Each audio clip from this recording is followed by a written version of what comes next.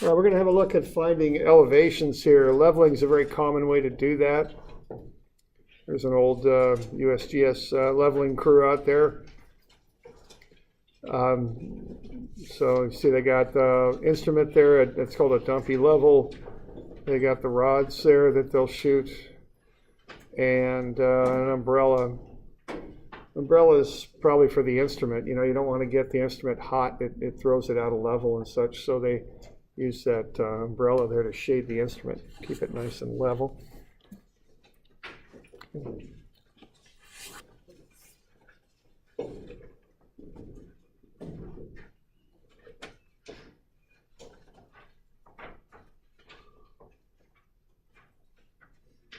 So we're on page 311 is where we're at.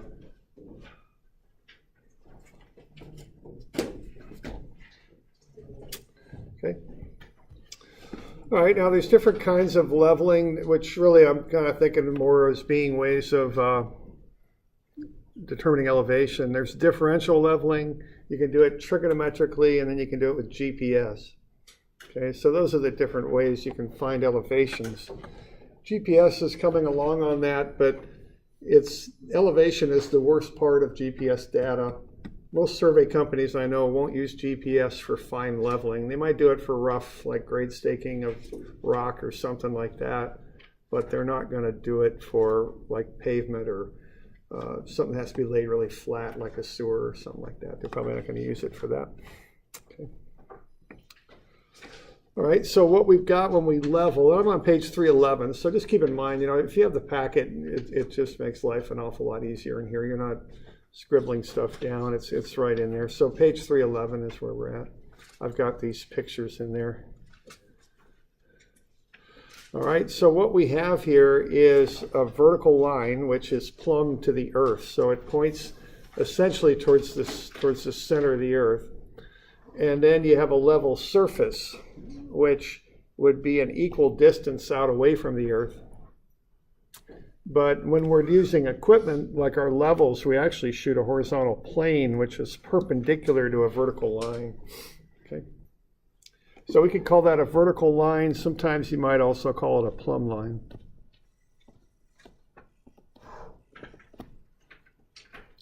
Now, if you really get into this, the tricky part is kind of defining what the Earth is, which might sound kind of funny, but that it gets a little tricky, okay?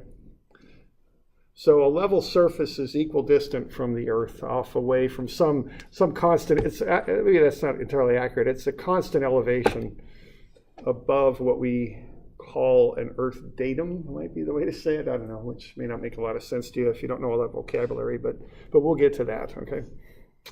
So the idea here, the concept here is if we use the old traditional leveling equipment, essentially what it does is shoot a horizontal plane, where it can be a little bit inaccurate because the surface of the Earth, of course, is curved. And so those two don't exactly correspond. They work plenty well for short surveys that you might do for a small area, but you can have error when you assume a horizontal plane is equal to that level surface. Now, what we do, we use what we call a datum. A datum is a level surface to which elevations are referred, okay? And we use that as a reference for determining other elevations. So one very common datum is mean sea level. When we say that the city of Albany has an elevation of about 230 feet, we mean 230 feet above sea level is what we mean, okay? So that's the common datum that we use. Now there's a second definition for datum. It's a network of points of known elevation that are tied together, okay? And you gotta be a little careful about that because could be points out there that don't correspond to each other very well. So when you're out there surveying, you gotta be a little careful about using this monument here to get an elevation and then coming over and surveying this other monument. The two monuments may not be tied together very well, okay? So you gotta be aware of that and careful about it, okay? And I remember a company I worked for had a big sign up in their survey room to that effect, you know, to be careful about that. Apparently they've been bitten by something like that once before. All right, now here's where things start getting a little funny with datums, okay? Now, We have to model the Earth somehow. So there's different ways to do that for different purposes. The most basic model of the Earth is called an ellipsoid. And what an ellipsoid is taking an ellipse on an axis and rotating it around once. Okay, and that gets you what you call an ellipsoid. The Earth is actually not a sphere. It's more flattened at the poles. So it's a more accurate model to take an ellipse and rotate it around a line that connects the two poles together. And that gets you what you call an ellipsoid, a 3D ellipse. So if you've done any 3D CAD and you've done revolutions, that's what we're talking about here. Taking an ellipse and rotating it. Now, a geoid is a little different, and we'll get to that in a second, okay? Now, the elevations are based on a vertical line from the point to the sea level surface, okay? Or actually, it's the other way around. It's from a sea level surface to a point. That's what we call an elevation. So if we had an imaginary ocean below us here in Albany, we'd draw a 230-some foot line vertically to that ocean up to us. That's what we're saying. So we're 230 feet above sea level. Now, when you actually get out there and try and measure this stuff, it gets tricky.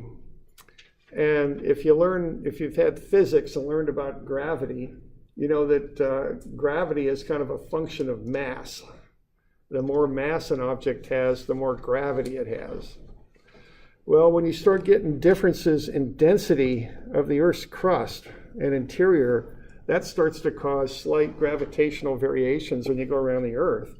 It means your plumb bob, when you hold it down, doesn't go directly down anymore. It can kind of swing off to one side a little bit when you're in an area that has a lot of variation in Earth's density. And there's a town in Oregon that's actually kind of famous for this. What's that? It's down in Southern Oregon. Anybody? What's that? Gold Hill. Gold Hill. Okay, there's a town where everything's a little crooked. I mean, things just don't. There's some issues there with density, and I don't know exactly what they all are, but the plumb lines aren't perfectly plumbed down there. Okay, and this can happen on the Earth, and it affects our leveling measurements. And because it kind of affects a couple of things. It causes kind of variations in elevation, and it also causes variations in which way down is, essentially. If you've got a very massive part of the Earth's crust right in here, and it's lighter over there, that vertical line isn't going to go straight to the Earth's center. It's going to swing out a little bit, because that heavier mass will attract that will have a higher gravitational pull and pull that plumb bob off of plumb a little bit, okay? Okay, so that's some stuff that we have to account for. So what we have then are these two basic models that we use. An ellipsoid is the best fit mathematical model.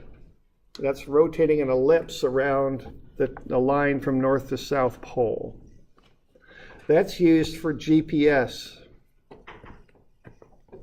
So that's used for your Y and X values. When they talk about that, they talk about an ellipsoid. And it's also used for latitude and longitude. Okay. It's also, that's what your GPS tells you, is where you are on the ellipsoid. Okay. Now the geoid is used for elevations, the practical everyday elevations that we use. So we actually use two different models of the Earth for two different purposes. For the XY, latitude and longitude stuff, we use the ellipsoid, the nice, even, perfect model of the Earth.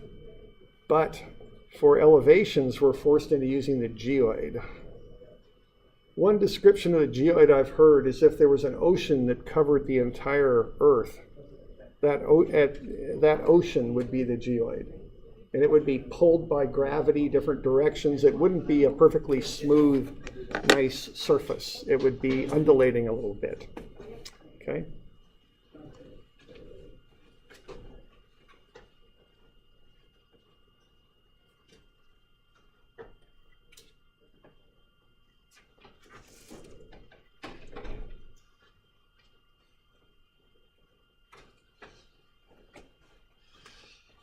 Okay, so that's part of this geodetic surveying that we have to start dealing with now because of GPS. So with your GPS, see, you can't model the geoid that well because it's so complicated for such a large Earth. So GPS thinks the Earth is an ellipsoid, a nice smooth ellipse. So the data you get out of a GPS will be based on the ellipsoid. So it'll get you an X, a Y, and an X, latitude, longitude. It'll also get you an ellipsoid elevation, how far you are off the ellipsoid. But the actual elevation is based on the geoid.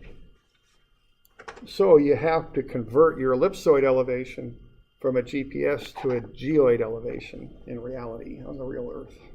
Okay.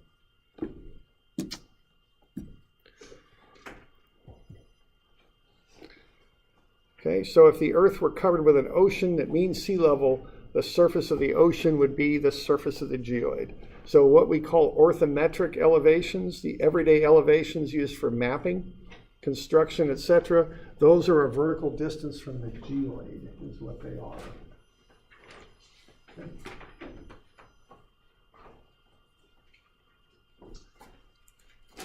So we just want to be aware of those things. Because they affect how we survey. And I've got definitions of these things on page 1109, okay, because it relates a little bit to GPS. So that's on 1109.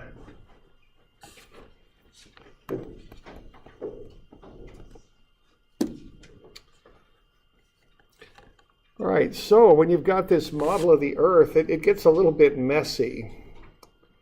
What you've got is that nice clean ellipsoid, that smooth curve in there. And your ellipsoid height is what you get off of a GPS. But what you really want for your construction work and such and those types of things is a geoid height. Height above the geoid, got it.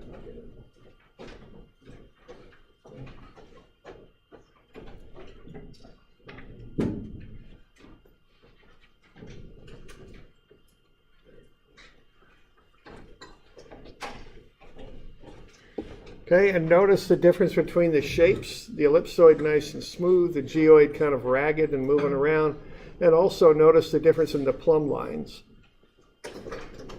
Okay.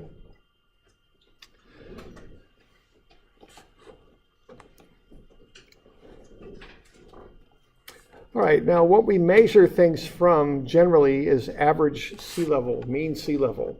That's the reference for all datums. So when you start talking about elevations, you're talking about from mean sea level is what you're talking about. Okay.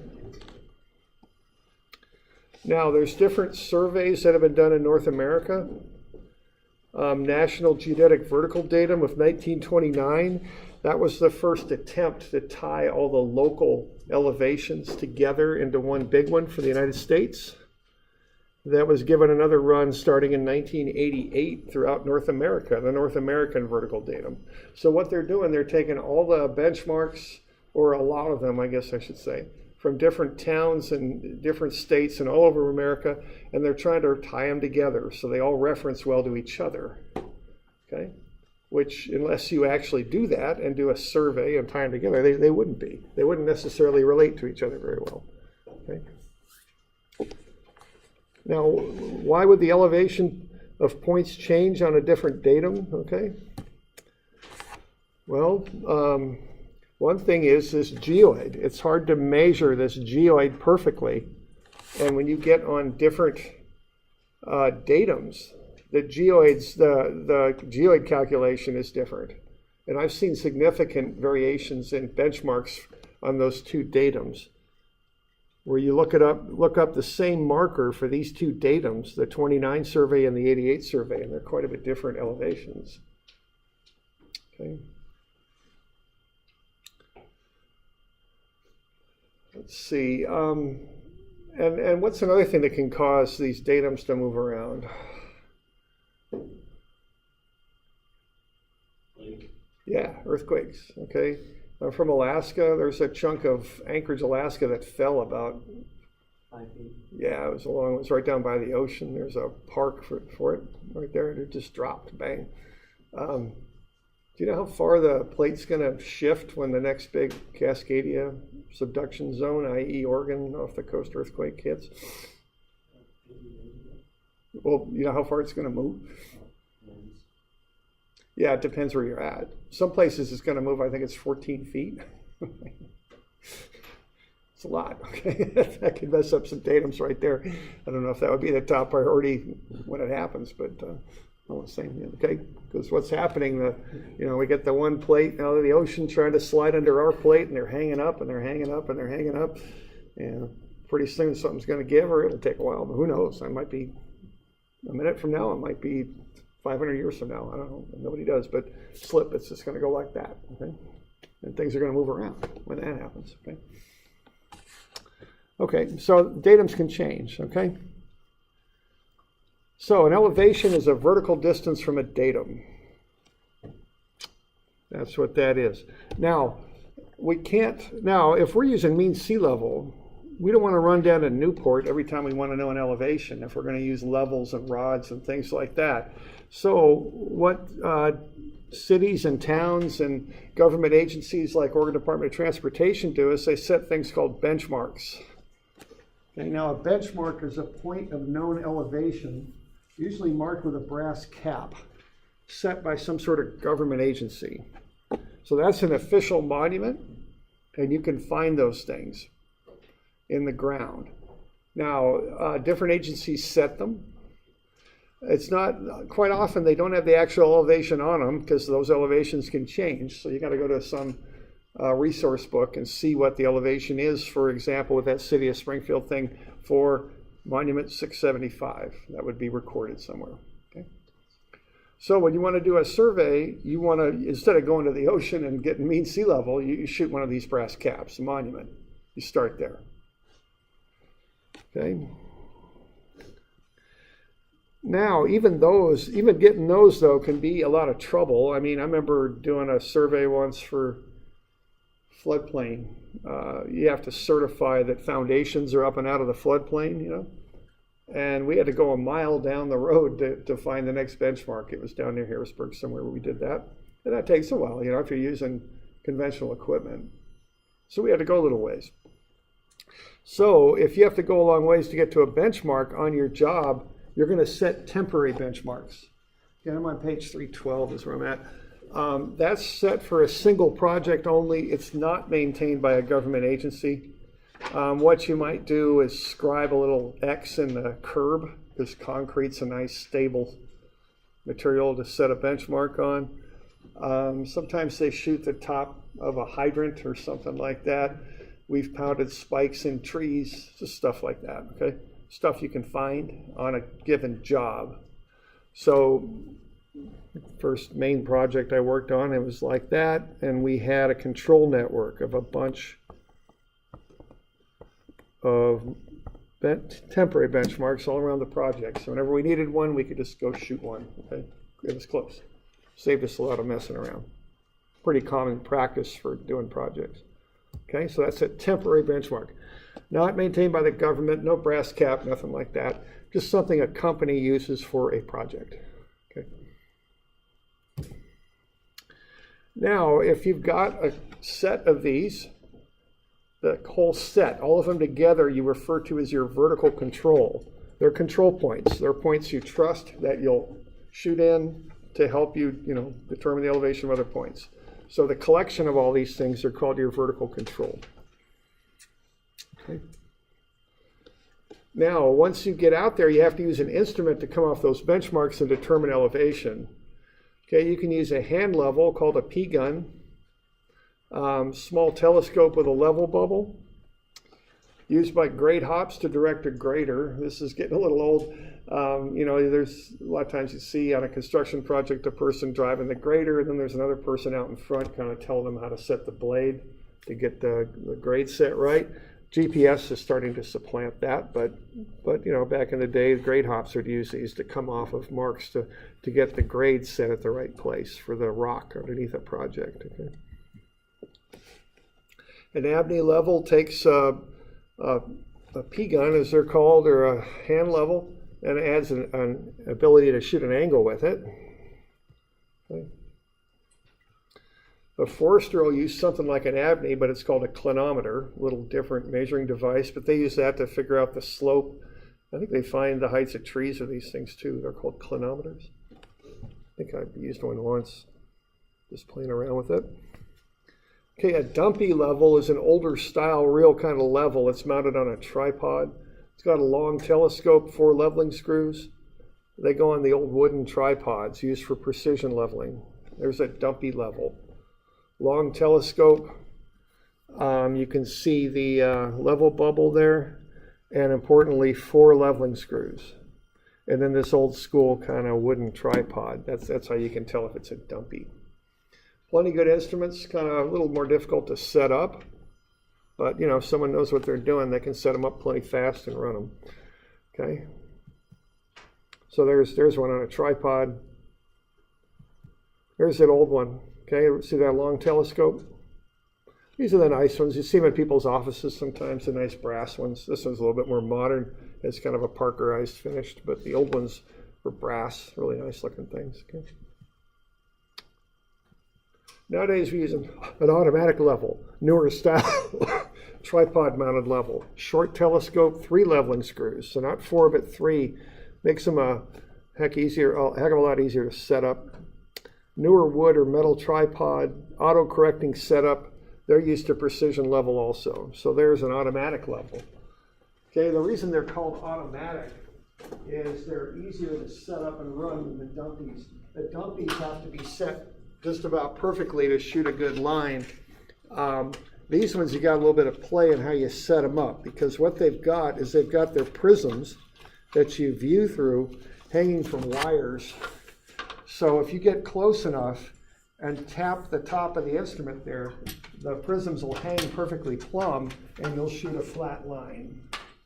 Okay, so you're kind of counting on gravity there to make those prisms plumb so that they'll shoot a flat line for you, okay?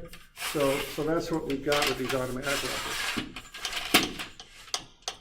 So you can see why that geoid stuff matters if you're using this kind of instrument, because the gravitational effects of that density in the Earth's crust are going to influence how those mirrors hang, see?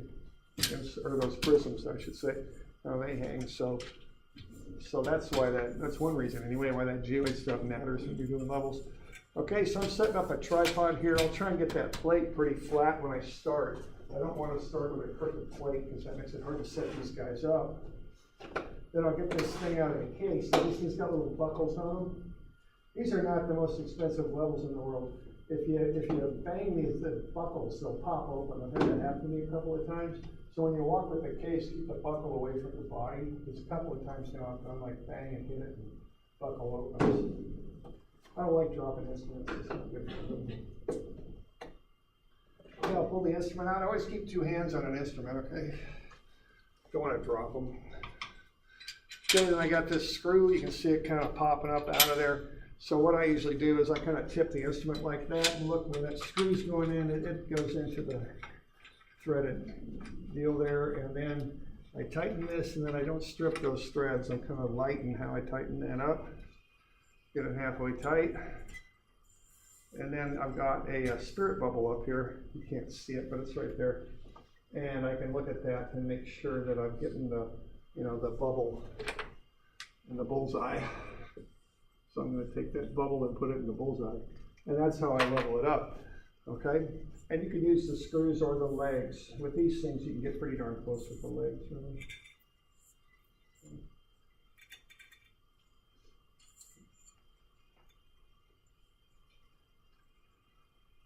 All right, and once I get halfway close there, I'll use the screws for the rest. There we go.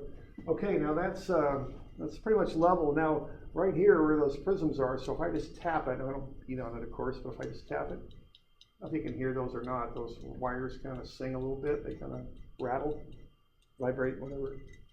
That's when you tap that, they'll hang plumb. And now I can shoot with the thing. I'm good to go, okay? So that's why they're called automatic levels. A lot easier to set up than the old dumpies. You kind of had to know what you're doing with those dumpies to get them set up level. Okay.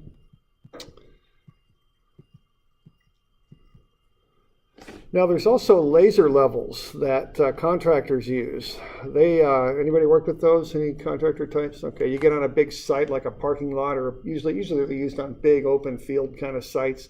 They rotate around. They'll shoot out a laser at a given elevation. Then what you use is a rod with a target on it, and you move the target until you get a signal, until you're getting good signal. I don't know, does it beep or does it light up, or what does it do on your own? Arrows. Okay. Okay, so you set the target. You can kind of back into your elevations that way and figure out how high to set things. We won't go into those. We're more on the setting the grade stakes as opposed to coming off of them to build stuff sides. So I've not really used a laser level before. Okay. There's a laser level there. It looks like a cylindrical kind of shape. You put it on the tripod. Okay.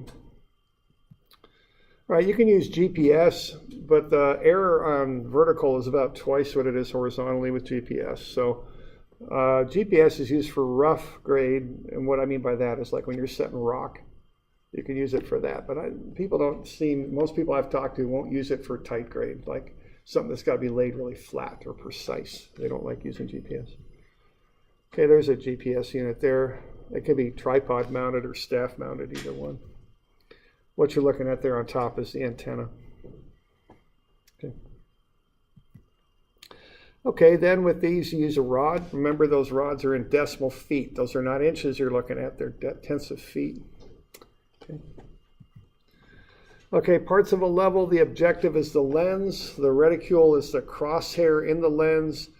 And then you've got an eyepiece, which is the lens. Okay, so there's two lenses in there, and then crosshairs. All right, on page 313 is where I'm at.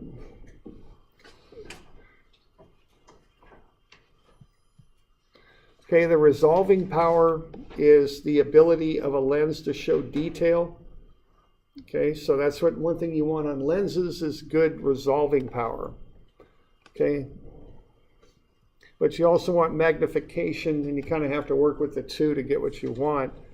The companies that went into survey instruments were the Swiss and Germans had really good optics because they had cameras. So, they manufactured cameras, so they got into it with their lenses, and then the Japanese were good at the electronics a lot. So, both of those, that's where a lot of surveying instruments come from, those parts of the world, or at least used to. Now we got some errors in curvature, in sighting here, because what we want to do with these instruments and what we assume is that we shoot a flat line with them, okay? So we assume that these instruments shoot a horizontal plane. That's the assumption. And that leads us to some errors, two of them. The first one is the fact that a horizontal plane gets you error because the Earth is curved. So that doesn't work too well. So your line of sight is actually above the level surface. Okay, so that's one error you get. Now the other error you get is you get refraction. The Earth's atmosphere actually bends your line of sight down below the horizontal plane. Unfortunately, not quite as much as the curvature error. All right. So if you combine those errors, you can get a correction factor to account for this. But, most of us are doing everyday surveying, construction stuff. We don't worry. If we use good technique, we don't worry too much about this. Okay, it's not big enough where we got to really account for it all the time. Okay, but I just want to let you know about those errors. So there's two of them. If this shoots a flat line, the Earth curves below that flat line. So that gets us some error. But also the atmosphere bends our line of sight down, so it's not a horizontal line, it actually bends down. Okay, now a level shoots a flat line. That's the main assumption we make. A rod is placed on the point and a reading is taken on it. All right, that's how this stuff works.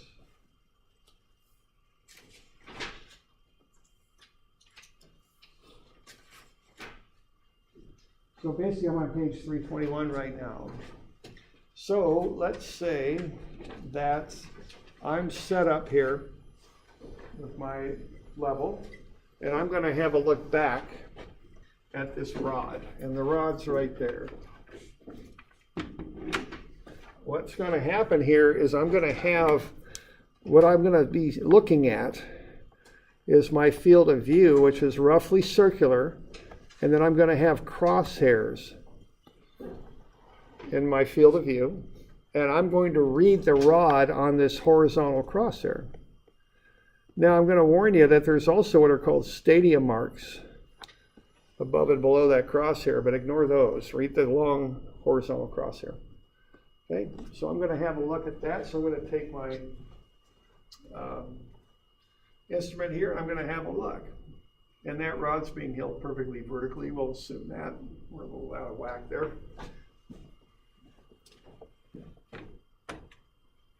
So let's just say, for the sake of discussion, I know the elevation of that point on the ground is 100 feet above sea level.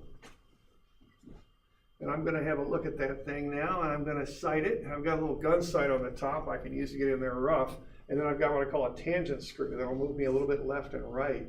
So if I'm not right on the rod and I want to be, I can use this tangent screw and get it.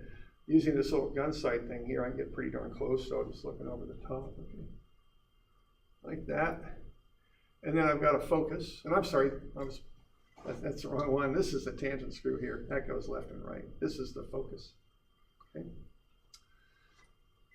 So I'll have a look at that thing. I'll look through the telescope and I'll focus it up a bit. And, okay, and I'll touch this tangent screw. Now, when I hit the focus, sometimes it takes my crosshairs out of focus. You can correct that by turning this eyepiece adjustment here, but that will throw your focus off, so you have to go back to your focus and adjust. So you got to play with those two things sometimes to get just what you want. And what's happening right now is I'm looking at the rod, and I'm looking at 5 feet. Okay? So what's the elevation above sea level on the rod that I'm looking at right now? Above sea level. 105, right? Y'all okay with that? Okay. Now, if that's a horizontal line, what's my height of instrument? Commonly referred to as HI. 105, yeah, all right. See, everywhere I look with this thing, it's 105, right? Because I'm assuming that instrument shoots flat, and if it does its job, it's shooting flat, okay? You all good with that? I don't think I'm doing any rocket science here just yet, all right? Okay, so what I knew here was that this was 100. Now I'm shooting the rod at 105. Okay, I'm going to pick up the rod now, because now I used to know, I do know the elevation of that point on the ground, but now I know the elevation of my telescope. So essentially I now have it known at my telescope. So what I can do is pick that rod up and move it. So why don't I do that?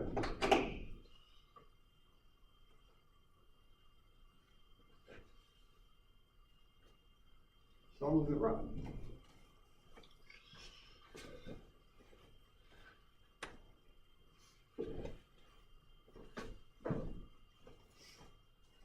And I hope I won't drop it. I'll drop these things. Now, be careful when you're using these dang things. They got a front, which starts at 0, 1, 2, 3, 4, 5, 6 feet. But they got a back also. It starts at like 12 and a half and goes up. So be sure you're pointing the right side of the rod to the instrument, okay? That's mistake number one. Now, if you don't have, if your rod isn't long enough, if they're shooting over the rod, you can open up this screw right here and extend the rod like that. But don't partially extend it ever. You always want to extend all the way out, or partially extend all into the right. You want to extend all the way, and you'll hear it right there. That's in. That's extended out. Okay. So either no extension or full extension, one or the other. Not somewhere between. Okay. Now the other thing is, be careful when you're walking around these stupid things. Hold them vertically, right? You don't want to be turning around and whacking anybody or doing anything like that. Okay? So hold them vertically. They're named after cities, so this is called a Philadelphia rod for some reason. All right, so I'm going to shoot this point here. Kind of living dangerously here.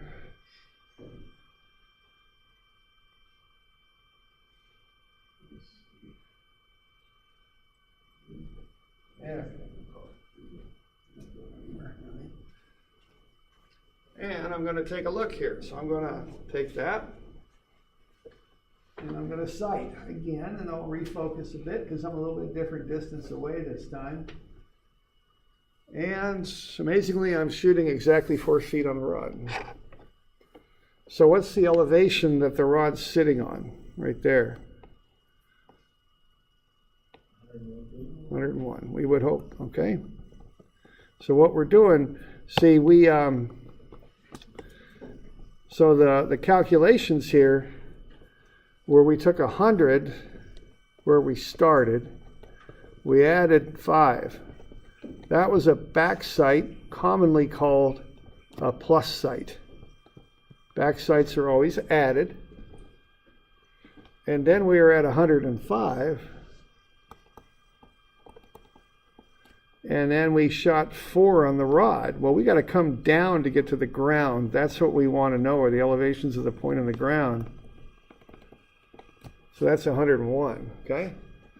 So now I know the elevation on the ground, okay? And that's basically how differential surveying works. That's really all there is to it. It's just addition and subtraction, okay?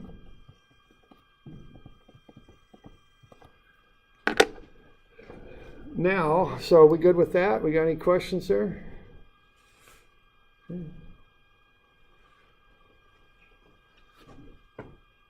Now, okay, so now I got the elevation of the telescope. See, I can go ahead and put this rod anywhere I want. And when I get the elevation of the points on the ground, okay, that's really what I want to know so I can map things up. I want to know how high the ground is. So let's say I'm shooting 6 feet this time. Okay. So I'm, it's sighted in and all that good stuff.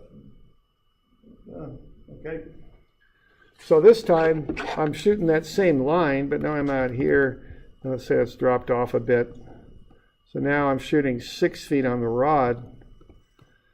Whoops. 6 feet. So what would the elevation be now? Yeah, because I'm still at 105. That's what I'm looking at. And I'd be at 105 minus 6. And that would get me to 99 feet, okay? So that's called profile leveling, is the term for that, where you get your HI, height of instrument, established, and you can move that rod anywhere you want and start to take shots, okay? That's one thing that you can do. And that looks something like that right there. I've got a picture of that on 322, where you just take the rod and move it around and just keep taking shots on the rod, okay? And that's commonly done when you're finding elevations all over the place. But there's something else you can do too. Sometimes you can't see down the road to where you want to go. Sometimes you might want to do what I call a control survey, where I want to be more accurate.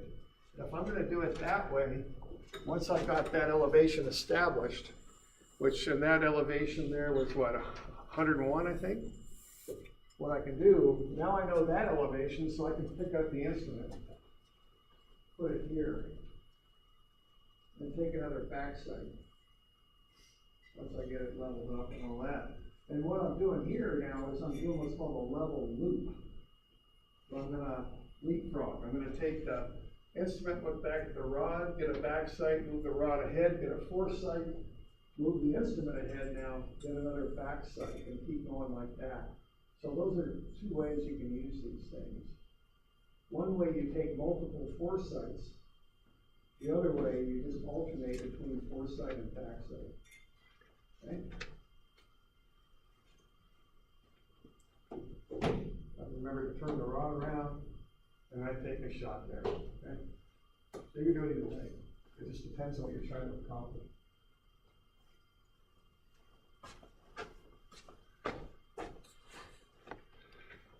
So we doing all right with that? If you went up to the On this one, it's fine, because now I know that that's, what I've done here. I've got a bit of a mess there. So what have I done? I've got, this was 100, at least as I understand your question. I mean, the readings are what they are, and it's fine, to do whatever to just take whatever readings you take. So this would be 105 here, right? And then we moved ahead, and we shot 4 feet on this. So that got us to 101. So if I go ahead and move that instrument ahead, and let's say I shoot 7 this time, what's my HI now? If this is 101 down here. I'm getting a little sloppy because I'm writing fast, but what is it? 108. It's 108, yeah. See, so that's fine. And then I could take the rod and move it ahead, and I just kind of keep calculating as I go. Okay. Does that answer your question? Yeah. Okay, good. Okay, so that's how that goes, okay? All right. So that's the basics of this differential leveling. We'll get into it in a little bit more detail, but let me just take a bit of a break here, and we'll carry on a little bit at about 5 o'clock or so. Okay. Are you saying that the base 100-foot elevation is shot off like one of those? It's off yeah, that's a benchmark. That's a one I'm confident about. Okay.